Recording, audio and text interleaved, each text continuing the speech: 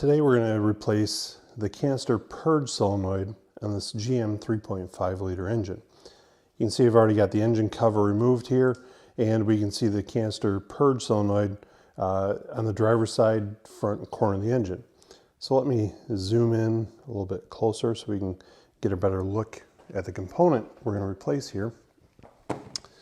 First thing, I just need to disconnect the electrical connector. I'm going to kind of set that out of the side.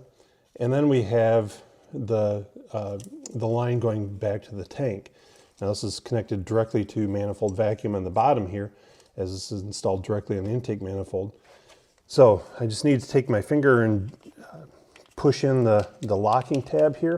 I'm going to gently rotate and pull up on this line. And now I want to make sure that there's no debris coming out of it. And so this looks relatively clean.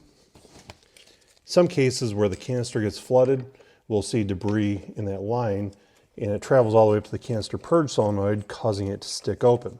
If that's the case, or if there's any debris inside of the Canister Purge Solenoid, we need to probably replace the lines or flush them, and then also replace the evap canister itself. So I've just removed the one hold down bolt here, using an 8mm socket and a ratchet. And now I can kind of rotate and apply a little bit of pressure to remove the solenoid here.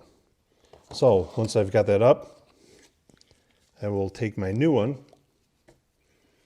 Sometimes it's good to just maybe lubricate this, even if you use any type of non-silicone based lubricant.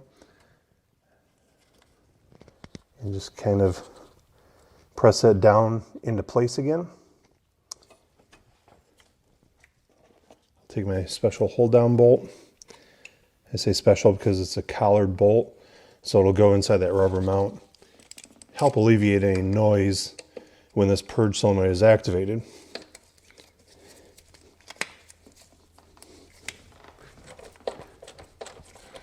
So bolt this back down in place.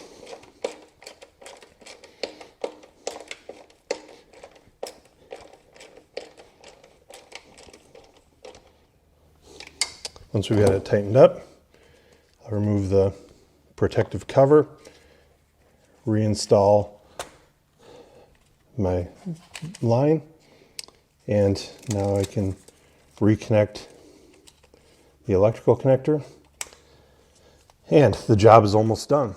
Now we need to go into the PCM, clear any trouble codes that may have been set by the previously faulty Canister Purge Solenoid. And then we will run a self-test. We'll actuate it with a scan tool, make sure that the problem has indeed been corrected by replacing the Canister Purge Solenoid.